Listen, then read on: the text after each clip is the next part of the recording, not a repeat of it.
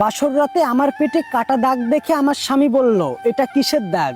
আমি তাকে বললাম, আমাকে এক গ্লাস পানি দিন, আমি পানি খেতে চাই। সে খুবই শান্ত সাবলীল ভাবে আমাকে এক গ্লাস পানি এনে দিল। আমি চুপচাপ পানিটি খেয়ে নিলাম। পানিটা খাওয়া শেষ করতেই সে আবারও আমাকে বলল, এইটা কিসের দাগ বলো? আমি তাকে বিয়ের আগেই বলেছিলাম আমি আপনার সঙ্গে পার্সোনাল কথা বলতে চাই, কিন্তু আমার মা বাবা ভাই বোনের জন্য আমি আপনার কাছে এই কথাগুলো শেয়ার করতে পারিনি। তারা আমাকে বারণ করেছিল। আপনার সঙ্গে কথা বলার জন্য আমি অনেক চেষ্টা করেছি, কিন্তু তারা আমাকে কোনো সুযোগই দেয়নি। আমার কথা শুনে সে একটু বিরক্তই হয়ে গেল। সে আমাকে বলল, এত না পেঁচিয়ে সোজা সাপটা বলো, এটা কিসের দাগ? তখন আমি তাকে বললাম, আমি যখন ক্লাস 9-এ পড়ি তখন আমি একটা ছেলেকে ভীষণ পছন্দ করি। তাকে আমি অনেক ভালোবাসতাম। 3 থেকে 4 মাসের মতো তার সঙ্গে আমার রিলেশন ছিল। যেহেতু আমার বয়স অনেক কম ছিল তাই আমি তেমন কিছু বুঝতাম না। সে একদিন আমাকে ফোন করে বলল তার নাকি জন্মদিন, সে নাকি আমাকে ছাড়া কেক কাটবে না। ছোট মানুষ ছিলাম তো, আবেগও বেশি। খুশিতে একদম পাগল হয়ে গিয়েছিলাম। মাকে গিয়ে বললাম, মা, আজকে আমার একটা বান্ধবীর বার্থডে আছে, আমি আজকে ওখানেই খাবো আর ওখানেই থাকবো। যেহেতু আমার মা বাবা গ্রামে থাকতো, তারা খুবই সহজ সরল ছিল, আমাকে কখনো অবিশ্বাস করেনি। আমাকে বিশ্বাস করে আমার কথার ভিত্তিতে তারা আমাকে ওখানে যেতে দিল। এই সুযোগে আমি আমার ভালোবাসার মানুষের সঙ্গে সারাদিন ঘুরে বেড়াই, অনেক আনন্দ করি। এরপরে সন্ধ্যায় এসে কেক কাটি। সঙ্গে আমার অনেকগুলো বান্ধবীও ছিল। আমার ভালোবাসার মানুষের সঙ্গে আমার কথা হয়েছিল রাতে তার এখানে কেক কেটে খাওয়া দাওয়া করে আমার বান্ধবীর সঙ্গে তার বাসায় গিয়ে ওখানে থাকবো।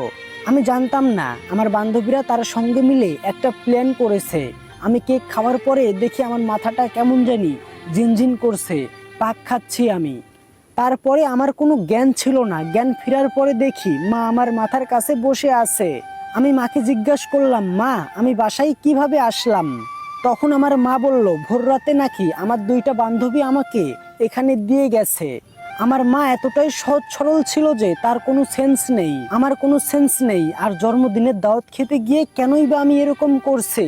তারপর থেকে কতবার যে চেষ্টা করেছি আমার সেই ভালোবাসার মানুষটিকে ফোন করার, কিন্তু সে ফোন ধরেনি।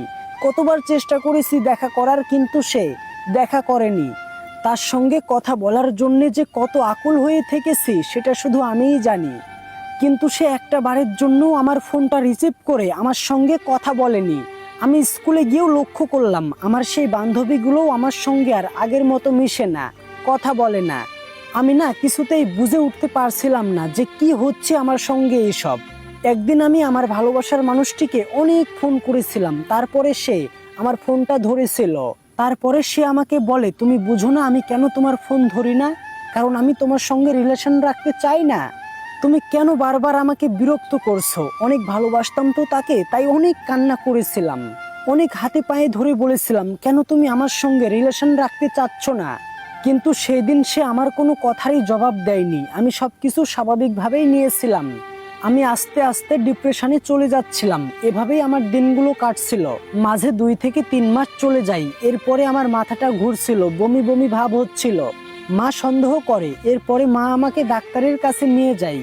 ডাক্তার সমস্ত টেস্ট করার পরে বলে আমি প্রেগনেন্ট। কিন্তু কিভাবে কি হলো আমার কিচ্ছু মনে নেই। আমার মাথাটা কেমন জানি ঘোরাচ্ছে। বাড়িতে আসার পরে মা অনেক মারধর করেছিল আমাকে, মা অনেক কান্নাকাটি করেছিল।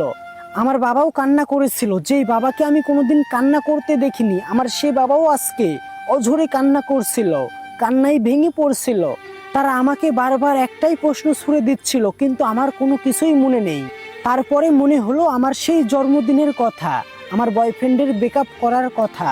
এরপরে পানির মতো সমস্ত কিছু পরিষ্কার হয়ে গেল। আমি কি করব, মাথায় কিছু আসতেছিল না। আমি পাগলের মতো হয়ে গিয়েছিলাম। তারপরে মা আর বরাব্বু আমাকে আবারও ডাক্তারের কাছে নিয়ে যাই সেই বাচ্চাটিকে নষ্ট করার জন্য। সেইটার দাগি এখন আমি বয়ে বেড়াচ্ছি। এখন বলতে পারবেন আমার দোষটি কোথায় ছিল? আমার কি দোষ ছিল?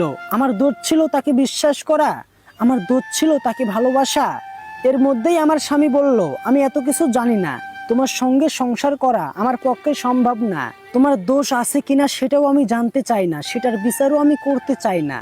তোমার উচিত ছিল বিয়ের আগে সমস্ত কিছু আমাকে বলার। তোমার সঙ্গে কি হয়েছে না হয়েছে সেই খেসারত কি আমি দিব নাকি? আমি চাই না আমাদের মান সম্মানটা নষ্ট হোক। একদিনের জন্য হলেও তো তুমি আমার বাড়ির বউ হয়েছিলে, তাই কালকে সকালে আমি তোমাকে গাড়ি ঠিক করে দিব, তুমি তোমার বাপের বাড়ি চলে যাবে, ডিভোর্স পেপার তোমার বাড়িতে পাঠিয়ে দিব, তোমাকে একজন ঠকিয়েছে বলে তুমি যে আরেকজনকে ঠকাবে, এটা কি করে হতে পারে বলো? এইটা মোটেও ঠিক হবে না। আর আমিও তো চেয়েছিলাম আমার বউটা লয়াল থাক, আমিও চেয়েছিলাম খুব সুন্দর একটা সংসার, কিন্তু তোমরা সবাই মিলে যে আমাকে ধোঁকা দেবে এটা আমি বুঝতেও পারলাম না। আর একটা কথা মনে রেখো, ডিভোর্স নিয়ে যদি কোনো ঝামেলা করো তাহলে আমি কিন্তু মান সম্মানের কথা ভাববো না। আমি সেদিন রাতেও আমার স্বামীর পায়ে ধরেছিলাম, আমি তার কাছে ক্ষমা চেয়েছিলাম, আমি কান্না করেছিলাম, আমি তাকে বলেছিলাম তুমি আমাকে তোমার দাসী বানিয়ে রাখো, কিন্তু আমার স্বামী আমার কোনো কথাই রাখে না। আজকে আমি সমাজের একজন ডিভোর্সি মহিলা।